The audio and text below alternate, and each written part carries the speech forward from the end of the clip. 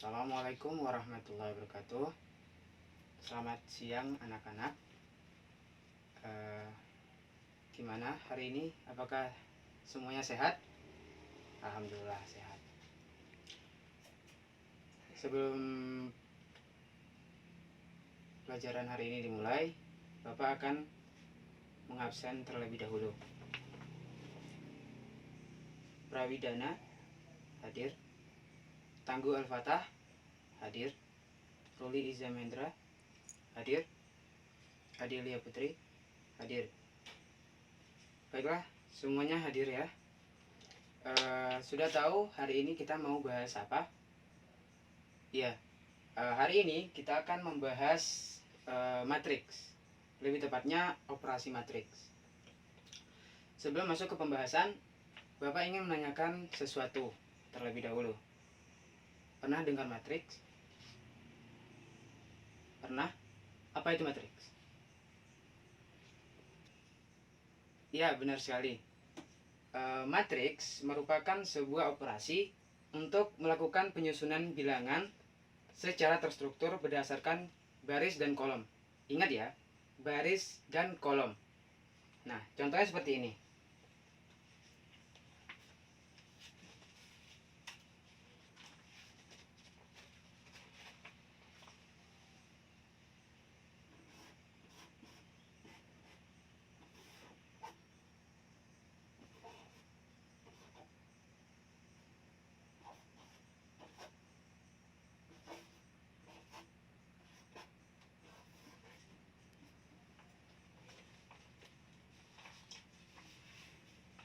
Jadi, yang disebut matriks tadi adalah sebuah operasi untuk melakukan penyusunan bilangan secara terstruktur berdasarkan baris dan kolom.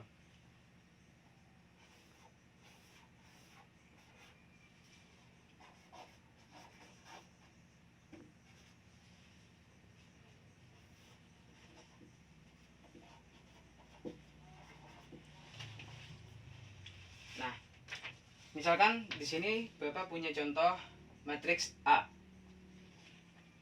Di sini ada elemennya A, B, C, D, E, F. Inilah yang disebut matriks yang memiliki 2 baris dan 3 kolom.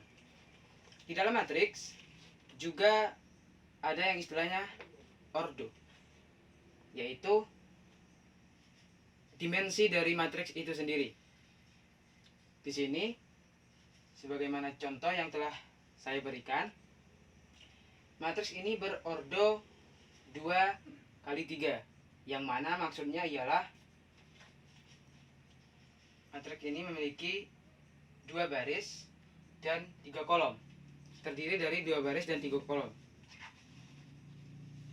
Nah, sebelum jauh membahas matriks, hal yang pertama yang perlu kita ketahui adalah apa sih fungsi matriks? Apa kegunaan matriks ini untuk kita?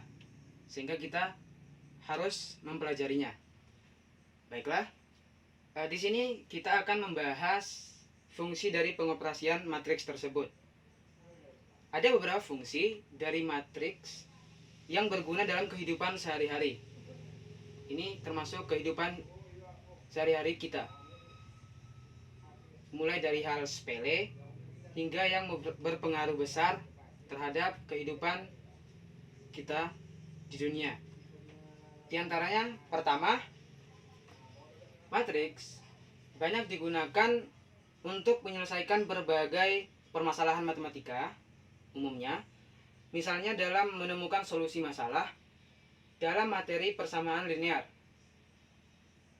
Transformasi linear yaitu bentuk umum dari fungsi linear, contohnya rotasi dalam 3 dimensi. Ini juga dapat digunakan untuk memudahkan dalam membuat analisis mengenai suatu masalah dalam ekonomi yang mengandung bermacam-macam variabel. Selanjutnya, dapat dimanfaatkan dalam memecahkan masalah operasi penyelidikan. Misalnya, masalah operasi penyelidikan sumber-sumber minyak bumi dan sebagainya. Selanjutnya, dalam militer ternyata matriks juga digunakan atau dimanfaatkan.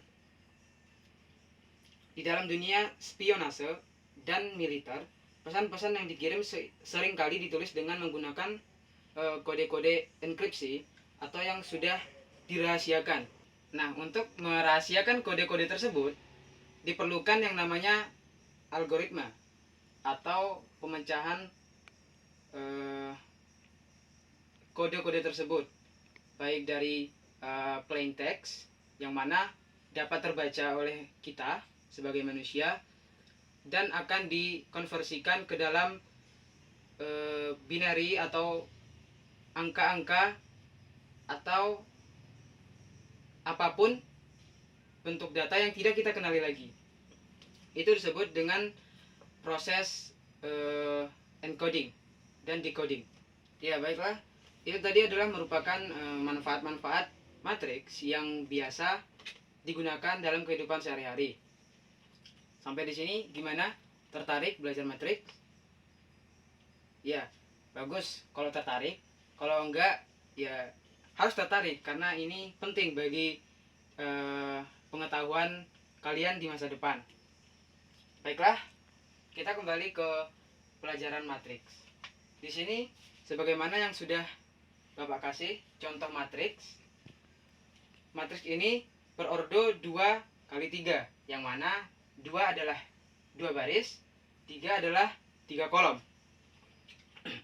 Di dalam matriks ada yang namanya operasi. Ini sama operasi matriks dengan operasi biasa dalam matematika, yang mana anak-anak juga udah mengetahui dan sudah kenal, sudah terbiasa terhadap operasi tersebut. Misalnya penjumlahan, perkalian, pembagian, dan lain-lain operasi yang kita gunakan untuk menyelesaikan masalah matematika kita. Masih ingat operasi-operasi tersebut? Ya, harus diingat karena itu adalah ilmu dasar dari pengetahuan matematika kita. Jadi semua yang bidang-bidang matematika pasti menggunakan operasi-operasi tersebut. Jadi kita harus mengerti dan mahir di dalamnya.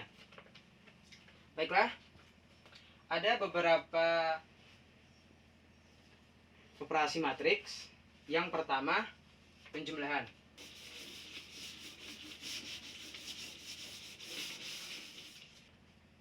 Ada beberapa operasi dalam matriks. Pertama, hari ini kita akan membahas operasi penjumlahan di dalam matriks.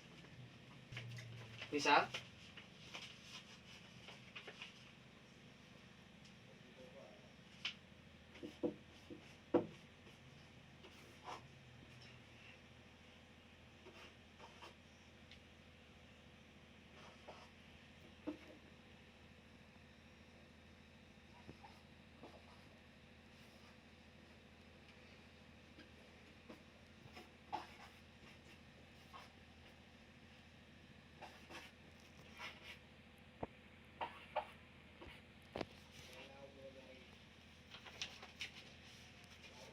di sini ada 2 buah matriks yang berordo sama.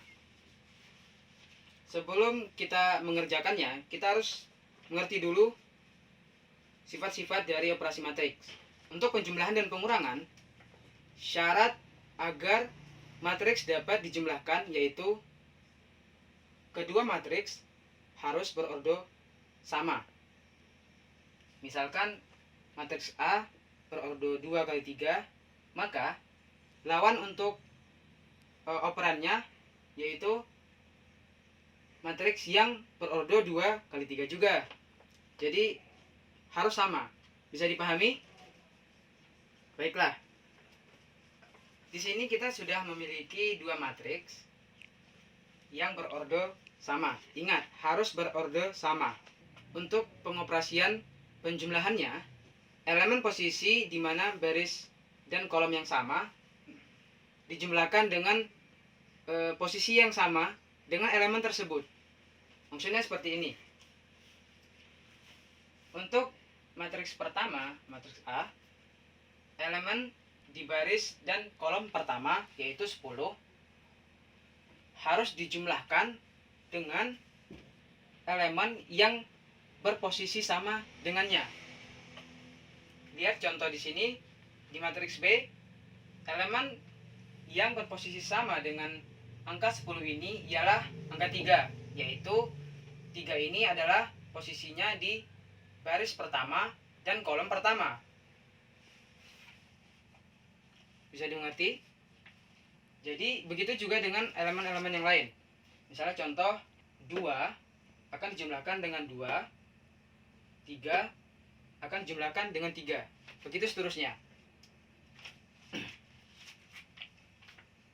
Di sini saya akan melanjutkan pengoperasiannya. 10 ditambah 3, 2 ditambah 4, 2 ditambah 2,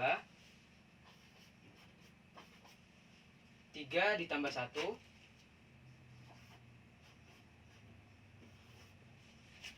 nah, seperti inilah proses pengoperasian penjumlahan di dalam matriks. Ini konsepnya sama dengan proses pengurangan di dalam matriks. Jadi, sekarang kita bisa mendapatkan hasil 10 tambah 3, 13, 2 tambah 2, 4, 2 tambah 4, 6, 3 tambah 4. Nah, inilah matriks baru yang terbentuk dari hasil penjumlahan matriks A dan matriks B. Dan perlu diingat lagi, setiap matriks yang dijumlahkan atau yang dikurangkan dengan matriks yang berordo sama, ingat harus berordo sama, akan menghasilkan matriks baru yang berordo sama pula. Jadi semisal ini 2 berordo 2 kali 2 maksud saya, dan ini juga harus sama berordo 2 kali 2, maka nanti hasil matriks baru yang didapatkan pasti berordo 2 kali 2. Sampai di sini bagaimana? Sudah paham? Apakah ada yang ingin ditanyakan? Silakan. Baiklah, jika tidak ada pertanyaan lagi, saya cukupkan sampai di sini. Pertemuan hari ini saya ucapkan terima kasih. Jangan lupa belajar di rumah, dan mengulang-ulang pelajaran itu merupakan sebuah sikap yang baik dan berguna bagi kehidupan kita dan masa depan kita itu sendiri. Saya tutup. Assalamualaikum warahmatullahi wabarakatuh.